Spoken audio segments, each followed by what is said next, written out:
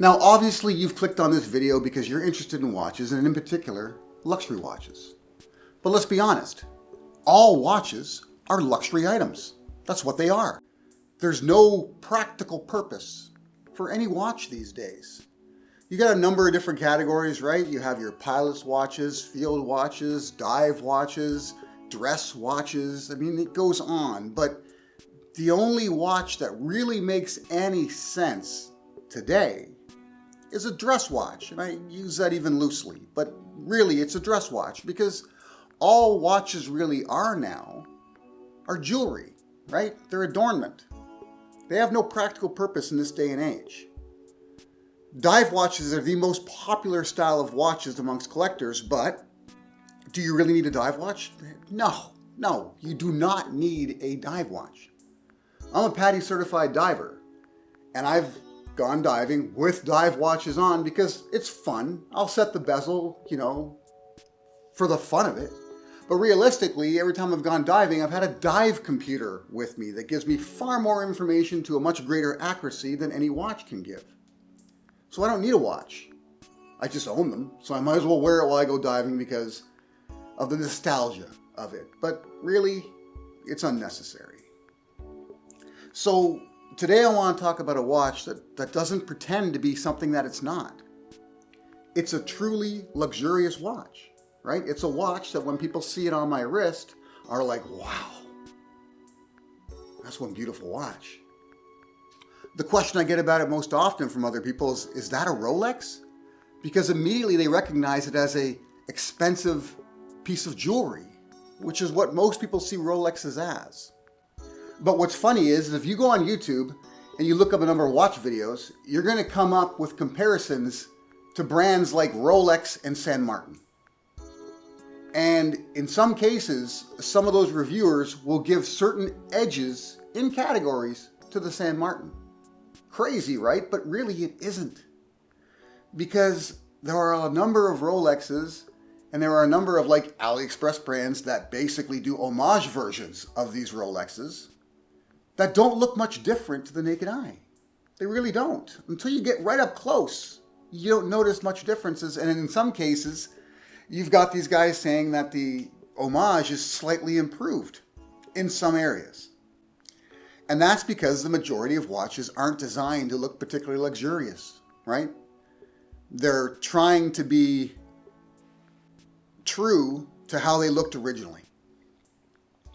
So Rolex, with its long history, has a number of models that at one point in time were actual tools. Right? They had a legitimate purpose because the technology hadn't reached a point where they were being replaced by digital components. And to keep that brand equity alive, they continue to produce watches that are very similar to their original designs. But then they look like every other watch as a result of that. Unless you're talking about Rolexes that go that additional step and add luxury materials or jewels to them. Because you can have a traditional Submariner, which looks like practically every other dive watch these days, or you could have a Submariner that's got rubies around the bezel, that's in, 24 karat gold.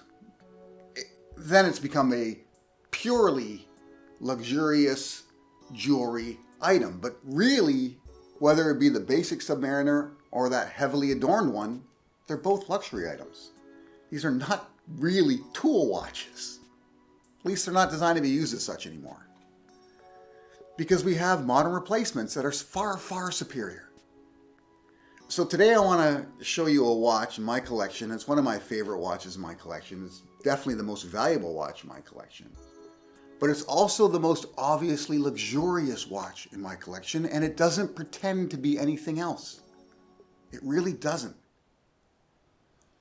And that's kind of what I like about it the most, is that it is jewelry. And when people see it, they recognize it as such immediately. So today I'm going to talk about something that stands out whenever I wear it. And that's the Captain Cook by Rado.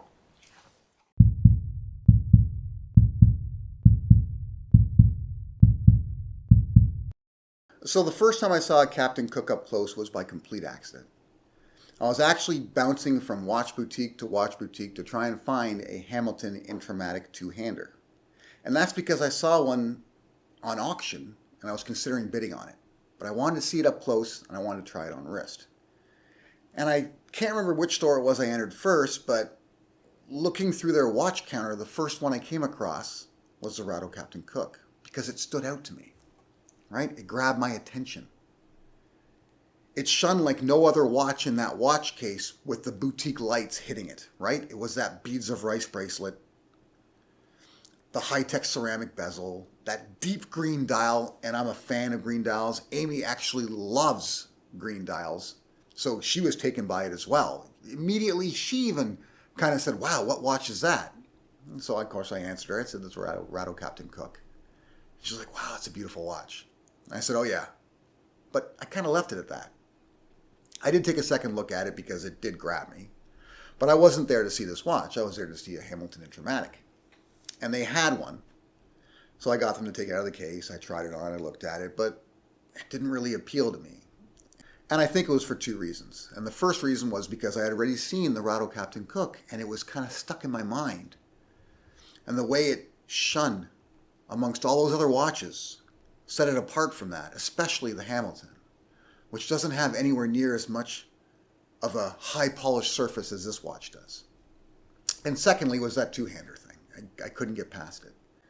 An automatic watch without a second hand to see the sweep lost its luster for me. So I decided to pass on the Intramatic, and I didn't really think much more of the Rado either, to be honest, because I dismissed it.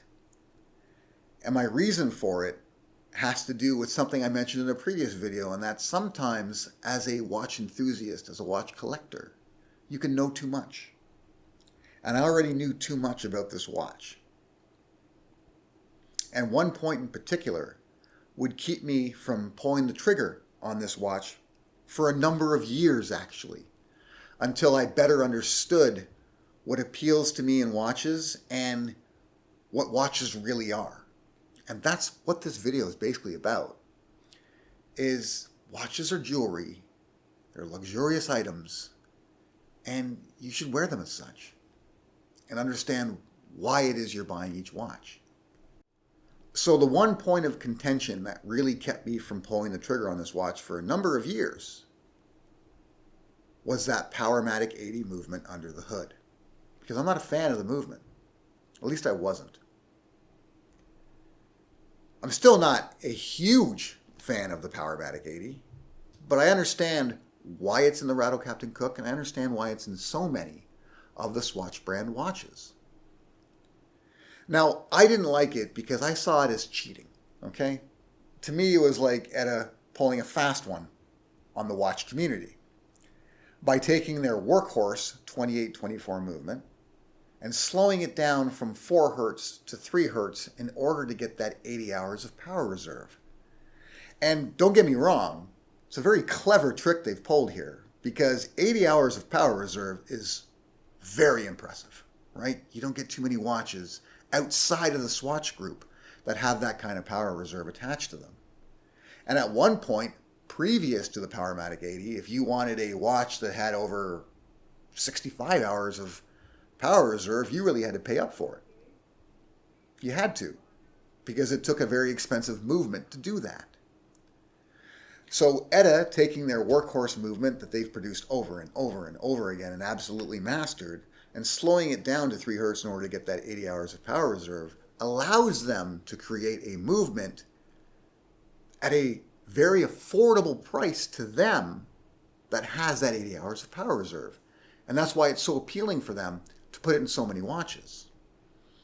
And it's also why you can find it in some of their entry-level model watches and some of their high-end model watches. But that's also the problem with it, because I've seen many watch reviewers on YouTube who have reviewed the Captain Cook who list the Powermatic 80 as kind of a negative. Like myself, they all agree that 80 hours of power reserve is a positive, right?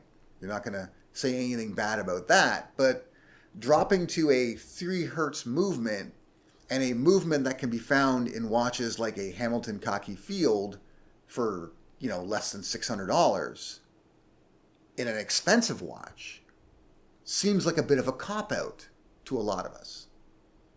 And for the longest time, I thought so too. It wasn't until I understood what this watch really is and what other watches truly are, and who they're being marketed to and for what purpose, that I understood that Rado made the right decision to have the Powermatic 80 in the Rado Captain Cook. So what is this watch really? It's about as luxurious a watch as you can get for the money, right? It is more appealing on wrist than watches you'd pay 5 times this for. Because they didn't spend any additional money on the internals. They saved money by using the Powermatic 80 while also offering you a movement that is trustworthy, a workhorse movement with 80 hours of power reserve. So you're not actually losing by having a more complicated, more high-end, more well-adorned movement under the hood. And also by doing so, they didn't have to spend additional money having a display case back on this watch, right? They were actually able to keep true to the original Rado Captain Cooks and have that seahorse adorned case back, in this case 3 seahorses versus the original 2, with the same high polish around the outside of the case back. Something that's actually a little more appealing to look at than your typical, say, 28-24 Powermatic 80 movement. You don't need to have a display case back on this watch. It also allows this particular model to have 300 meters of water resistance. Now, they do have a number of models in the Rado Captain Cook line. Begins at the 37 millimeter, which is 100% true to the original at 37 millimeters. But that only has 100 meters of water resistance. And then you've got 2 different models at 42 millimeters like this one at 200 meters, and this particular model at the 300 meters. But you don't need a display case back as a result of that. So again, it adds to the aesthetic of this actual watch. And where they saved money, they spent money on the materials, the polish, and the fit and finish of this watch. Everything about this watch is aesthetically beautiful. So much so that they don't pretend it's anything other than a luxury item meant to adorn somebody, right? It's jewelry and they know it. And one of the ways they almost prove it to you, and this has been listed as a negative by a number of reviewers as well, is that if I wanted to get this watch ISO certified as a true dive watch, I couldn't. It wouldn't pass. And keep in mind, I've got watches that are less than $50. Okay, I did a review on the Casio Duro.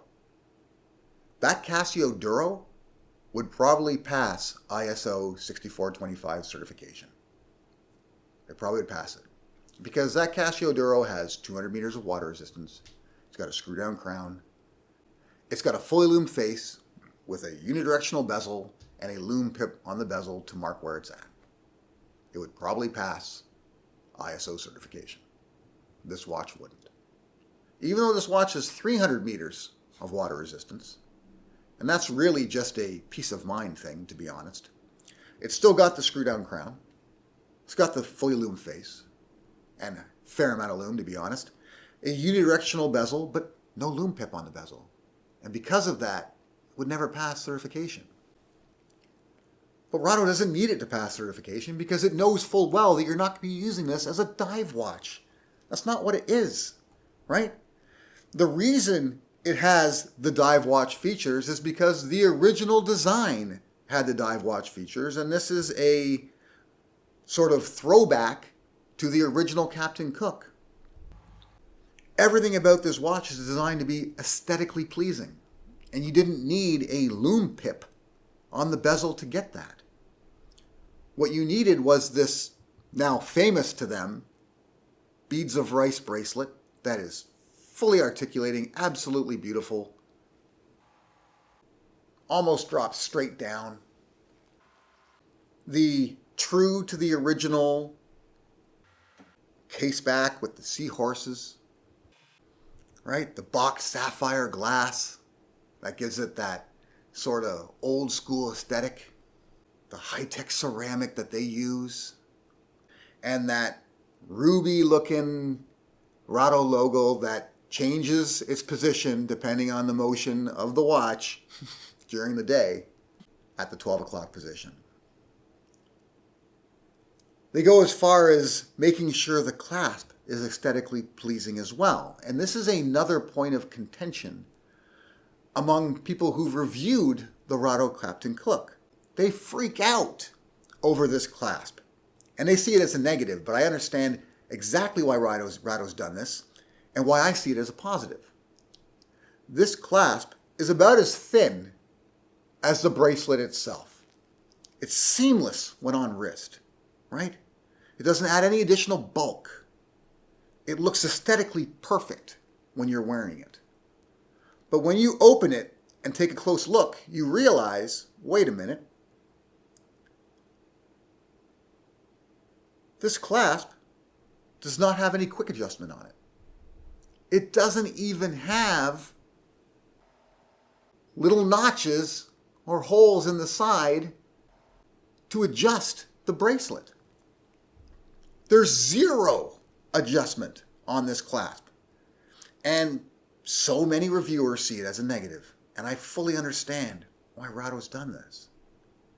And I've actually commented on a number of different YouTube reviewers' posts about watches that lack a on-the-fly micro adjustment, or any micro adjustment at all, or maybe just a lack of holes. They'll say, oh, it only has 2 holes in the side, and that's just not enough. And said, I understand why those companies have done it. Because now if you're a true diver's watch, a true tool watch, like all brushed diver's watch, comes with a on-the-fly adjustment or micro adjust holes. I get it. Because those watches are going for an aesthetic that says this is meant to be used while diving. Right? They're playing into the nostalgia of original dive watches.